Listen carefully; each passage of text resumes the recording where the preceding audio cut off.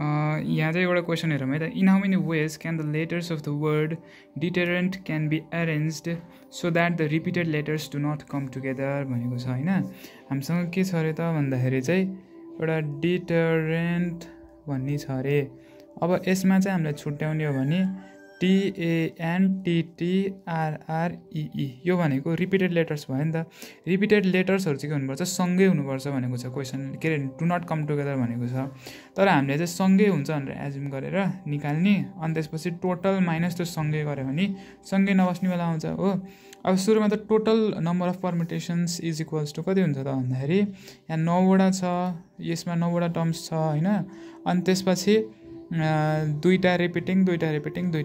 भयो माइनस अब सँगै बस्न सक्ने भनेको त 1 2 3 अनि यसलाई एउटा सिंगल लेटरको रूपमा एज्युम गर्ने भनेको 4 फ्याक्टोरियल अनि त्यसपछि फेरि यो भित्रको 6 वटा पनि त एरेन्ज गर्न मिल्छ नि त तर यसमा के छ भन्दाखेरि